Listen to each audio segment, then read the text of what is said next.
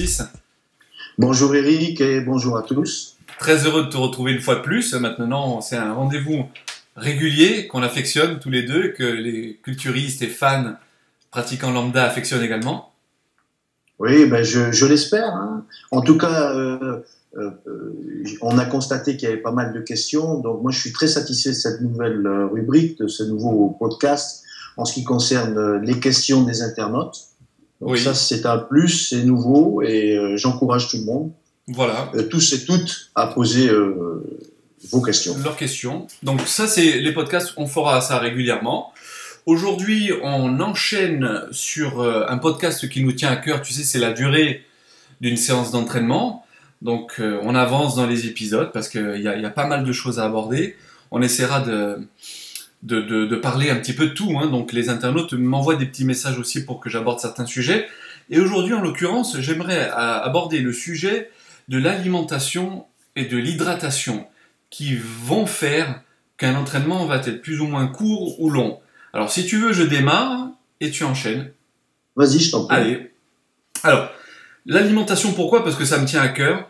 Parce que il y a eu une époque de ma vie où, en lisant certains magazines qui m'orientaient, je dirais plus ou moins mal, américains pour ne pas les citer, il fallait manger le plus possible avant l'entraînement pour avoir un maximum de force. Sauf que quand on a un bol alimentaire qui est rempli, il y a une partie de notre énergie qui va être destinée à la digestion, et malheureusement, cette énergie-là, elle est plus disponible pour le reste, en l'occurrence les muscles que l'on veut travailler. Donc, notamment énergie qui ne sera pas disponible en fin de séance. Exactement. Alors, enchaînons sur d'abord l'alimentation. L'alimentation qui peut avoir un effet sur la durée de l'entraînement. Qu'est-ce que tu préconises, toi, en fait? D'être plutôt, d'avoir mangé 2-3 heures avant, d'avoir pris juste une forme liquide, une protéine benfato, par exemple? Non, manger un repas plutôt léger 2-3 heures avant va permettre de le digérer tout simplement et on va se retrouver dans une situation favorisant l'hydratation. Donc, comme tu le sais maintenant, je préconise l'eau, notamment pendant une séance d'entraînement. L'eau peut être utilisée sous forme d'énergie et peut donc nous aider à mieux s'entraîner et donc à écourter la séance d'entraînement si besoin et ou si nécessaire. Ou si nécessaire. Je t'interpelle, tiens, justement. Je vais te pousser dans tes retranchements. Sur l'hydratation, justement. On voit des personnes boire des litres et des litres d'eau. Moi, je suis pour boire énormément d'eau, mais on sait qu'au niveau physiologique, pour absorber l'eau, après, tu sais, l'eau sous-cutanée pour nos internautes, l'eau intramusculaire, l'eau qui sert à toutes les réactions physiologiques, on a besoin de sodium également.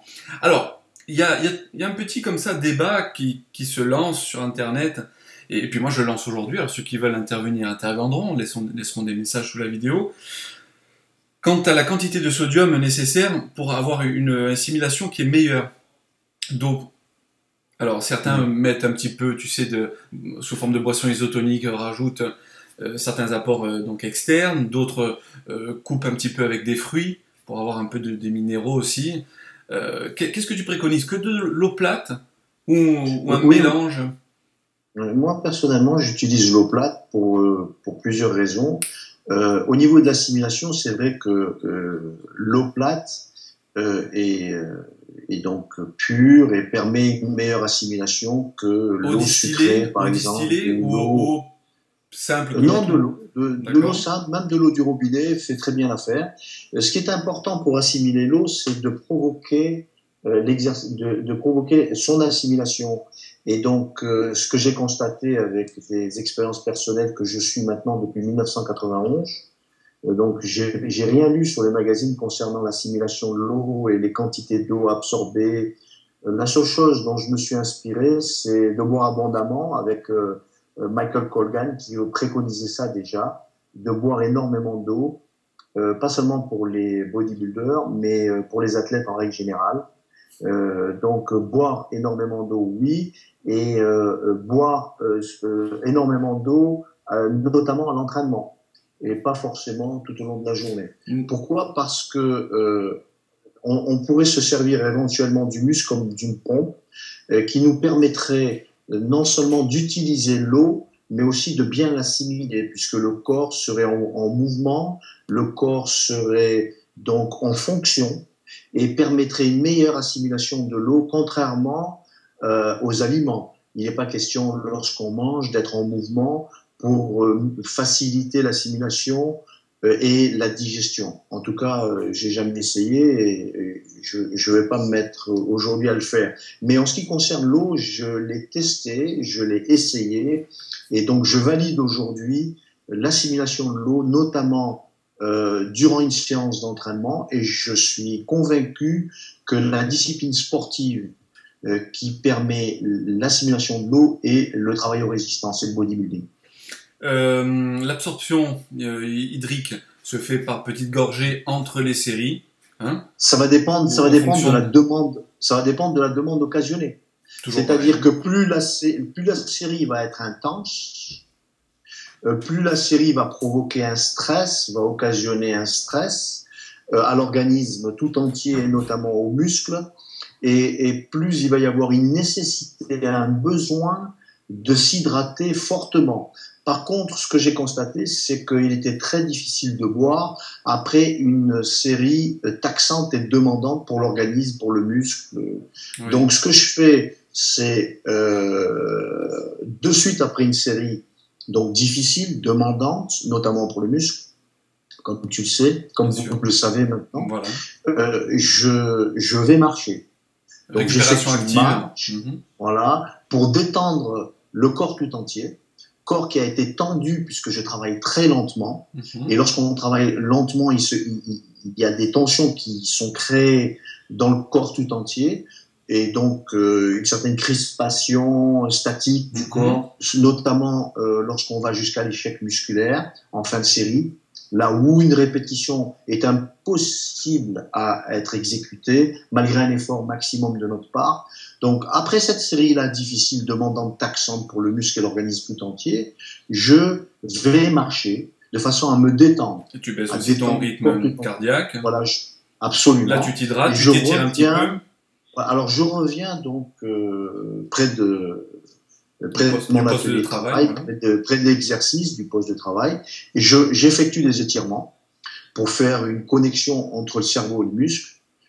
C'est une récupération donc dite active, hein, puisque donc je marche, je m'étire, je contracte les muscles, et à ce moment-là, eh ben, il s'est passé bien 2 ou 3 minutes. Donc le corps est à même, si tu veux, d'assimiler l'eau. Eau qui a été donc provoquée, si tu veux, par l'exercice physique. Très bien. Mais il est important de se détendre avant de s'hydrater. Alors à ce moment-là, justement, tu parlais de petites gorgées ou de grandes gorgées. Je laisse l'eau descendre, donc hein, je bois normalement, mais il peut m'arriver lors d'un trait, si tu veux, de boire jusqu'à un demi-litre d'eau. Alors encore une fois... N'oublions pas, pardon de te couper, n'oublions pas que mon estomac est complètement vide puisque je m'entraîne à jeun. De façon à provoquer l'hydratation, puisque je suis convaincu que l'eau aide plus à la performance que l'aliment. Alors encore une fois, c'est quelque chose dont j'en suis convaincu. Moi, j'ai testé ça aussi. Moi, j'ai testé à jeun, en fait, enfin à jeun, en ayant pris, par exemple, si je m'entraîne vers 10 heures, un solide petit déjeuner, encore solide, tout dépend de l'individu. Hein. En ce qui me concerne, parfois c'est des fruits, des légumes, parfois c'est une protéine, parfois c'est autre chose. Et je me suis aperçu que s'entraîner à jeun, moi j'avais une vision globale de l'entraînement, une énergie qui était totalement disponible donc pour le muscle que je souhaitais exercer, plutôt que pour la digestion, comme je le disais en préambule tout à l'heure. Info donc qu'il faut souligner hein, pour les internautes qui le savent hein, quand même, c'est que l'hydratation elle est primordiale dans un entraînement et d'autant plus en période estivale comme en ce moment, peut-être pas en Afrique du Sud où vous rentrez en période hivernale, mais chez nous en France il commence à faire très très chaud. Oui. Ce qui est important aussi de rajouter à ce que tu dis, c'est pour les bodybuilders qui sont au régime, les hommes, les femmes, ceux qui font du fitness, les catégories fitness ou autres, bikini ou autres, ces personnes-là sont au régime, suivent un régime alimentaire. Lorsqu'on est au régime, on baisse la ration calorique et notamment les hydrates de carbone, sachant qu'un gramme d'hydrate de carbone retient en règle générale 3 centilitres d'eau, et donc un régime agit un petit peu comme diurétique sur l'organisme. Oui. Il est encore plus important de boire pour ces catégories de personnes-là. C'est vrai, de surcompenser. Et surtout que, on en a tous fait l'expérience, hein, quand il fait excessivement chaud et qu'on s'entraîne et qu'on s'hydrate pas, on baisse très très vite au niveau de la performance. Hein, et à tel point que parfois l'entraînement peut s'écourter de moitié. Hein. Moi je l'ai vécu et c'est vrai que j'étais tellement fatigué que même en allant aux toilettes, en allant uriner, c'était bouillant. Enfin, j'avais la thermogénèse qui avait explosé, quoi, en fait. Hein. Donc, pensez à vous hydrater régulièrement parce que votre entraînement va en pâtir ou pas et la durée va diminuer forcément. Hein. C'est important de souligner ça. Et puis, n'oublions pas que le moteur de notre organisme, c'est notre cœur. Et que le cœur est un muscle. Et qu'un cœur bien hydraté fonctionne mieux et plus. Et donc, on a le potentiel de s'entraîner plus efficacement. Plus efficacement. Et puis, pour aller dans quelques considérations comme ça, intellectuelles, mais de base, hein, en fait, hein, la plupart des internautes qui nous écoutent savent que le corps est composé entre 65 et 75% d'eau. Alors, ça varie selon les études, hein, mais en gros, c'est 70%.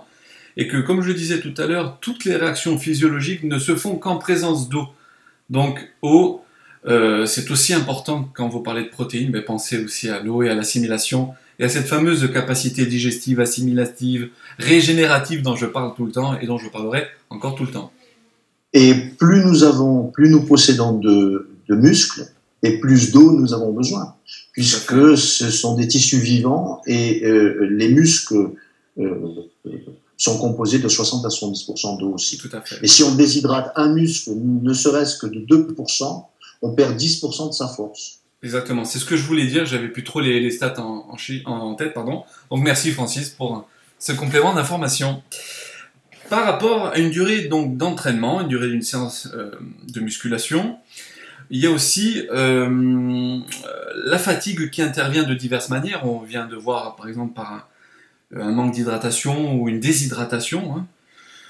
Et que se passe-t-il en fait en termes énergétiques au niveau de l'épuisement? Peux-tu nous parler justement des réserves de glycogène qui diminuent, au niveau du cortisol qui augmente, enfin de ce genre de choses, au niveau un petit peu énergétique, physiologique, qui va faire qu'une séance va s'écourter? Bon, c'est vrai, c'est important de le souligner. Il est important de bien s'alimenter, de correctement s'alimenter, pour être sûr d'avoir des réserves énergétiques, notamment suffisamment de glycogène dans le muscle, pour pouvoir s'entraîner de façon efficace. Mais quand bien même que ces réserves soient épuisées, puisque lorsque je préparais certaines grandes compétitions comme les Olympiades, les Arnold Classiques ou autres, on était obligé, pour obtenir une définition musculaire conséquente, d'avoir un régime à très basse teneur en calories et notamment en hydrates de carbone. Donc il n'y avait pas beaucoup de glycogène au sein du muscle, donc au niveau des réserves énergétiques, pour pouvoir s'entraîner dur. Et là, il faut faire appel plutôt au mental. Là, il faut faire appel plutôt à l'utilisation du muscle pour continuer à s'exercer qu'aux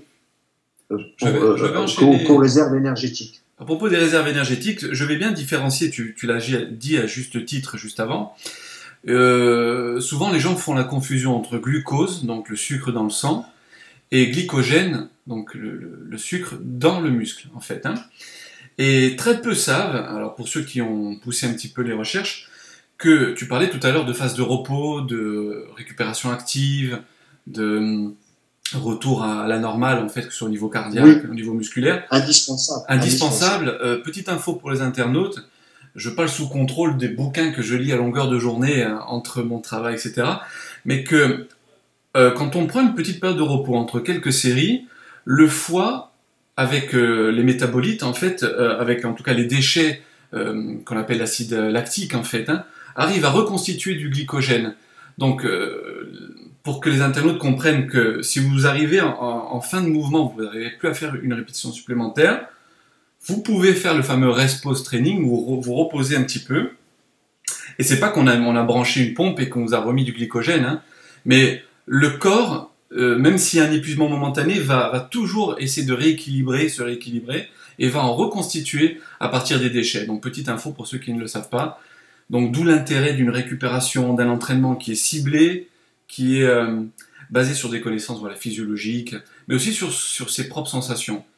Reposez-vous 2 petites secondes, 3 petites secondes, les réserves se refont plus ou moins, et vous continuez une rep, 2 reps de plus, qualitative toujours. Oui, c'est important de prendre le temps nécessaire de repos de façon à avoir régulièrement et tout le temps suffisamment de ressources pour pouvoir rajouter des répétitions, voire même des séries plus demandantes qui suivront. Tout à fait. Le but étant, à travers ta méthode, comme celle des méthodes Wader que j'ai utilisées depuis que je m'entraîne, donc depuis très jeune, mais c'est toujours l'objectif, c'est d'arriver à cette connexion neuromusculaire aiguisée qui va apporter une demande qui est taxante pour le muscle et pas pour les tendons forcément, ou pour l'organisme tout entier, comme tu le dis et le répètes très très bien. Donc, toujours privilégier qualité d'entraînement. Et par la qualité, ça peut être par l'alimentation et l'hydratation dont on parlait juste avant, par les étirements, par la récupération active. L'objectif, c'est toujours de faire... Oui, Francis, tu vas intervenir?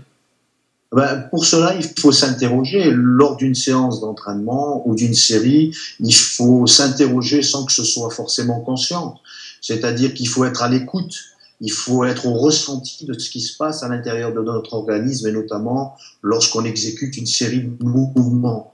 Et donc, lorsqu'on sent un mal-être, un malaise, parce que la série devient difficile à poursuivre, il faut bien prendre conscience qu'il faut que ce soit le muscle qui soit opérationnel, qui soit fonctionnel, et pour ce faire, il faut être à mesure d'obtenir les ressources nécessaires pour continuer la série. Et c'est pour ça qu'il faut régulièrement faire le vide et être bien concentré pour s'apercevoir si oui ou non on peut poursuivre la série, si on a besoin de temps de repos durant la série. Et c'est important de s'interroger, il faut réguler l'entraînement lors d'une série d'entraînement et même entre les séries d'entraînement. Ça me fait penser à une chose, c'est que la musculation, le bodybuilding tel qu'on le pratique, que ce soit au niveau lambda ou jusqu'à la compétition que tu rises donc sur scène, amateur ou professionnel, c'est une vision globale, en fait, une approche globale de la biomécanique, de la physiologie, de la diététique. Et que, vu qu'on parlait de la durée donc d'une séance d'entraînement et de ses relations à l'alimentation, l'hydratation, pensez, vous auditeurs qui nous écoutez, à aussi vous alimenter donc de manière précise, en tout cas adaptée à votre physiologie, votre mode de vie, rythme de vie. Privilégiez aussi les aliments à index glycémique bas, pour éviter l'effet yo-yo comme ça de votre glycémie, donc hyperglycémie puis ensuite hypoglycémie, parce que là vous allez perdre toute force, toute concentration, et puis la séance va s'écourter. Donc l'importance, on parlait des aliments, donc pré-entraînement, post-entraînement, on y reviendra peut-être une prochaine fois. L'hydratation, on en a parlé. Donc une approche globale, mentale aussi, comme on l'a dit dans les différents podcasts qui ont précédé celui-ci, être bien dans sa tête, faire le vide, comme tu disais, essayer d'avoir une récupération la plus active et positive possible, et être surtout objectif, se dire qu'on en a fait suffisamment, on n'est plus capable de continuer, mais il faut stopper tout simplement. C'est la sensation musculaire qui va nous servir de guide lors d'une série de répétitions à l'échec musculaire, puisqu'on est bien conscient que c'est en allant à l'échec musculaire, c'est en rendant les choses difficiles pour le muscle qui va se produire quelque chose de positif, qui va se produire un développement musculaire, ou tout au moins la stimulation du développement musculaire à l'entraînement. Donc on stimule le développement lorsqu'on s'entraîne, ou plutôt on stimule la croissance musculaire lorsqu'on s'entraîne, et pour ce faire, il faut qu'il y ait un investissement du muscle. Et en ayant comme guide la sensation musculaire, on va pouvoir aller au maximum de nos possibilités du moment, de nos ressources du moment. Donc c'est important d'être toujours à l'écoute et de prendre le temps qu'il faut pour exécuter une série de répétitions. Et il faudrait et c'est ce que je préconise avec la performance progressive, il faudrait augmenter les difficultés au sein d'une séance d'entraînement pour finir la séance d'entraînement au maximum de nos possibilités, avoir un maximum de chances de stimuler la croissance musculaire en fin de séance. Alors, puisqu'on parlait d'alimentation, de physiologie, etc., on avait abordé dans un précédent podcast le volet testostérone, en fait, hormonal. On entend très très souvent, tu sais, parler d'un laps de temps durant lequel le pic hormonal va être à son apogée, donc, et puis à partir duquel aussi il va décroître et puis va apparaître le cortisol. Donc toi tu préconises toujours, on a parlé à durée d'entraînement, puis c'est l'objet du podcast, mais l'intensité pour qu'elle colle au niveau hormonal avec ce fameux pic de testostérone qui est nécessaire pour une progression physique musculaire. Ben, on évitera de produire trop de cortisol si on est justement en relation avec nos possibilités, nos capacités, si on est en phase avec elle. Donc, c'est pour ça qu'il faut que cette séance soit très progressive au niveau des difficultés. Et donc, la moitié de la séance d'entraînement, les 3/4 d'une durée d'une séance, sert à nous préparer de façon efficace à stimuler la croissance en fin de séance. Donc, durant cette phase transitionnelle, si je puis dire, on ne produit pas de cortisol puisque l'entraînement n'est pas violent, n'est pas agressif. Il est progressif, mais il génère pas trop de stress, ni pour le muscle, ni pour l'organisme. Et surtout pas pour le système nerveux. Donc, l'objectif de la performance progressive, c'est de préparer le muscle, le corps tout entier, à aller de plus en plus loin dans l'effort musculaire, effort purement musculaire, de façon à favoriser la stimulation de la croissance musculaire avec des séries conséquentes, avec des séries où les poids vont être le plus lourds possible, mais pour le muscle, où l'échec musculaire va être appliqué à la lettre, mais avec une forme d'exécution parfaite, puisqu'il s'agit d'investissement musculaire, purement musculaire, d'isoler l'effort au mieux et donc au plus, et d'amener donc le muscle à souffrir au maximum, mais notamment en fin de séance, puisque l'organisme tout entier sera prêt à cette souffrance, à ce stress difficile. Alors, une dernière question pour finir ce podcast aujourd'hui, parce qu'on arrive bientôt à 25 minutes, et puis c'est un peu le format que j'aimerais que l'on fasse pour en faire plus souvent, puisque on en a réussi à en enchaîner quelques-uns, donc on va pouvoir les diffuser maintenant très régulièrement. On me pose la question à la salle de sport que je fréquente à Bastia, et on y est revenu dans d'autres podcasts, etc., mais on y reviendra, je pense, très souvent, parce que c'est une des questions qui est la plus récurrente. On a préparé l'entraînement de manière très progressive, on arrive à l'apogée, en fait, et c'est ce fameux échec musculaire dont tu parlais à l'instant. Par exemple, sur un mouvement spécifique, le pec deck, hein, pour les muscles pectoraux. On a atteint donc cet échec, on a travaillé au plus de nos possibilités musculaires, hein, donc jusque-là très très bien, et on me pose la question, on me dit Eric, je sens que j'en ai encore sous le pied, sous le coude, enfin peu importe là où ils en ont encore, et ils veulent enchaîner, et la question je me la suis posée également, et j'ai testé, ils veulent enchaîner éventuellement un deuxième groupe musculaire, voire même un troisième, pour ceux qui ont vraiment des réserves énergétiques très importantes, ce qui fait que la durée d'entraînement va être pour eux beaucoup plus longue. Dans ces cas-là, est-ce que tu préconises, on a fini les pectoraux, on recommence de la même manière alors que l'organisme a eu une phase progressive, un pic nerveux, musculaire, au niveau des tensions, etc. Un arrêt momentané d'entraînement, on va boire un petit peu, on discute avec les collègues, on coupe, et on reprend un deuxième groupe musculaire en laissant une belle transition. Alors, il est possible, bon, moi j'aime bien, si tu veux, ce conseil que tu viens de donner là, à savoir s'arrêter 5-10 minutes pour constater qu'effectivement, on a suffisamment d'énergie pour entamer un deuxième groupe musculaire. Donc déjà faire cette constatation-là et pas enchaîner immédiatement après avec un autre groupe musculaire, car il est possible qu'on ait produit un maximum d'endorphines, qu'on soit joyeux, content et motivé, et qu'on ait envie tout simplement de faire un autre muscle pour obtenir les mêmes effets. Donc bien faire la distinction entre j'ai envie, je suis motivé de continuer, ou j'ai vraiment la capacité de continuer. Parce qu'il n'est pas question de continuer pour continuer, ou pour améliorer le plaisir. Il est question de continuer pour stimuler la croissance musculaire d'un deuxième muscle. Donc il va falloir repasser par les mêmes phases. Puisque si on fait par exemple les pectoraux et après on décide de faire soit les triceps soit les biceps, peu importe, un petit groupe de muscles serait plus approprié. Après déjà un muscle bien sollicité. Hein. Donc choisir de façon adéquate le deuxième muscle qu'on va entraîner, il faut repasser par les phases d'échauffement. Puisque on est obligé de considérer que l'exercice est différent, qu'il va falloir chauffer les articulations, les tendons, le muscle, l'organisme sera prêt. Certes, le mental aussi. Donc les deux points forts seront... Je t'en prie. Hop, c'est coupé. La possibilité, si tu veux, de continuer va être plus rapide puisque on aura déjà l'organisme qui sera prêt et le mental. Par contre, il va tout de même falloir passer par une phase d'échauffement qui va nous préparer à un effort le protocole. Puisque le muscle n'est pas prêt. Tout à fait. On est obligé de passer par une phase préparatoire. Et c'est un très beau conseil que l'on donnera pour terminer ce podcast aujourd'hui, parce que on l'a tous fait, hein, toi-même avant nous, j'imagine, d'enchaîner directement, on dit on est chaud, on a travaillé un muscle de manière périphérique, les articulations, les tendons aussi, donc on y va, on balance la sauce tout de suite. Alors qu'en fait, non.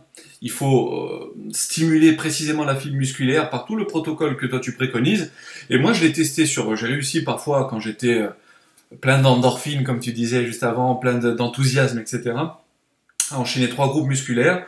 Ça avait été 2 importants parce que j'avais eu la pêche et puis un 3e petit. Des fois, c'est un gros, un petit, c'est plus logique, comme tu le disais. Des fois, c'est qu'un seul groupe musculaire. Toujours faire en fonction des capacités du moment. Oui. Et pas des besoins, hein, plutôt des capacités. Et pas du programme non plus, ou de l'envie. Donc, il se trouve que la plupart des programmes d'entraînement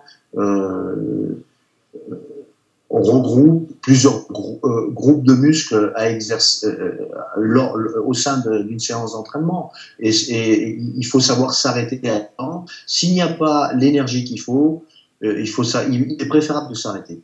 Voilà, sur ces sages paroles, Francis, je te remercie et je remercie encore une fois tous les internautes qui nous écoutent. Je ne me prive pas de leur rappeler de partager abondamment, massivement donc nos vidéos pour les faire connaître au plus grand nombre, hein, puisque on aborde des sujets vraiment, c'est le pur quotidien de la musculation. Ah, j'avais beau le couper, eh bien, écoute, il bip encore. Excusez-moi, cher internaute et Francis. Donc, on aborde vraiment le quotidien de tout un chacun. Que ce soit des culturistes lambda, que ce soit des personnes très expérimentées, la durée d'une séance d'entraînement, je pense qu'on l'a jamais autant abordé qu'à travers nos podcasts. Donc nous, on va continuer parce qu'on a encore beaucoup de sujets à aborder au sein de ce même podcast, hein, Francis. Merci. Avec grand plaisir. Et à très bientôt, Francis. Merci encore à toi. À très bientôt. À bientôt. Ciao, ciao.